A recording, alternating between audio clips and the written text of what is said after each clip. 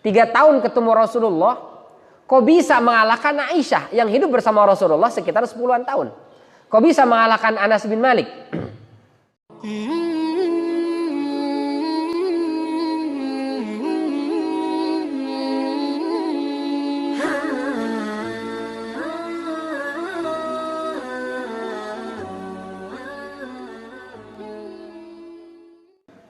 Kita selalu ulang-ulang, Abu Hurairah ini merupakan sahabat yang paling banyak meriwayatkan hadis, 5.700-an. Dibandingkan Aisyah, dibandingkan Ibnu Umar, dibandingkan Anas bin Malik, dibandingkan Ibnu Abbas, paling banyak Abu Hurairah. Padahal Abu Hurairah itu durasi ketemu Rasulullahnya lebih sedikit. Ada yang mengatakan di tahun ke-7 Hijriah beliau masuk Islam, tapi beliau mengatakan saya sudah masuk Islam sebelum tahun ke-7 Hijriah. Tapi belum ketemu Rasulullah. Ketemu Rasulullahnya di tahun ke-7 Hijriah. Rasul meninggal tahun 10 Hijriah. Berarti cuma 3 tahun. 3 tahun ketemu Rasulullah, kok bisa mengalahkan Aisyah yang hidup bersama Rasulullah sekitar 10-an tahun? Kok bisa mengalahkan Anas bin Malik? Ketika Rasulullah meninggal, Anas bin Malik itu usia sekitar 15 tahun. Diserahkan oleh Ummu Sulaim ketika Rasul hijrah ke Madinah, sekitar samalah, sekitar 8 atau 9 tahun durasi bertemu dengan Rasulullah. Ibnu Abbas, Rasulullah meninggal, beliau usia sekitar 20-an tahun. 10-an tahun beliau mulazamah dengan Rasulullah. Kok bisa Abu Hurairah yang cuma 3 tahun itu bisa mengalahkan mereka-mereka yang durasi ketemu Rasulullahnya lebih lama, yang 10 tahun, 15 tahun dan seterusnya. Kenapa bisa lebih banyak?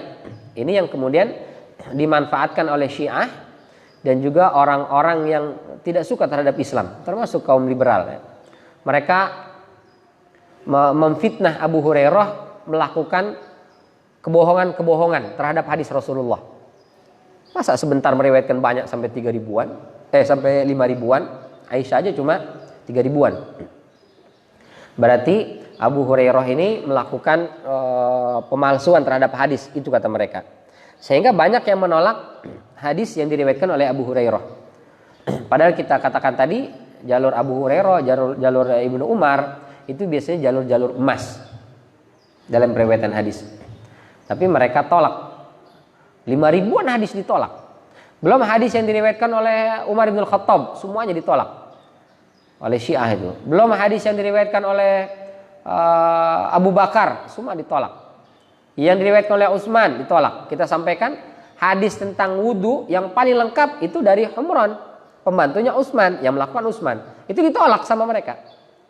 Karenanya ibadah mereka itu pasti jauh berbeda dengan ibadah kita.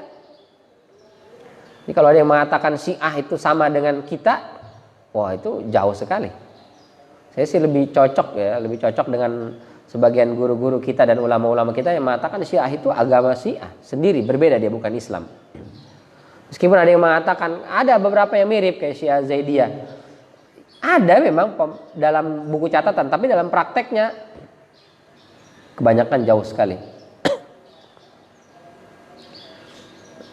Nah, mereka menolak riwayat-riwayat dari Abu Hurairah. Akhirnya ibadahnya jadi beda. Salatnya berbeda. Karena riwayat-riwayat yang sahih justru dipakai. Kalau kita mengandalkan Al-Quran, Al-Quran kan sifatnya global. Al-Quran itu mujmal, umum saja. Allah Subhanahu wa Ta'ala dalam Al-Quran memerintahkan kita untuk sholat. Tapi berapa kali sehari sholat, Al-Quran nggak bilang. Bagaimana tata cara sholatnya, Al-Quran nggak ngomongin itu. Di mana itu? Di hadis. Dan hadis-hadis yang diriwayatkan Abu Hurairah semua ditolak. Akhirnya sholatnya beda. Ada yang sholat imamnya berada posisi paling lebih rendah dari makmum. Jadi imam harus lebih rendah daripada makmum, masuk ke dalam liang lahat kuburan. Jadi sholat makmum semua di atas, imam pakai liang lahat di bawah. Macam-macam lah. Ada yang rukunya 2 kali. Allahu Akbar, Sami Allahu liman hamidah, Allahu Akbar, Sami Allahu liman hamidah, baru turun, baru sujud. Ada azannya ditambahkan. Asyhadu anna Muhammadur Rasulullah wa aliyun waliyullah. Ada tambahan seperti itu dan seterusnya. Banyak sekali beda-bedanya itu. Ya, kenapa? Karena mereka menolak riwayat-riwayat dari beberapa sahabat, di antaranya adalah Abu Hurairah. Nah, terus bagaimana kita menjawab itu? Kenapa bisa Abu Hurairah 3 tahun tapi bisa meriwayatkan hadis lebih banyak daripada yang diriwayatkan oleh Aisyah, Abdullah bin Abbas dan juga Abdullah bin Umar serta Anas bin Malik. Ini pernah juga ditanya oleh para sahabat kepada Abu Hurairah. Kamu kok bisa cuma 3 tahun sebentar ketemu Rasulullah kok banyak meriwayatkan hadis?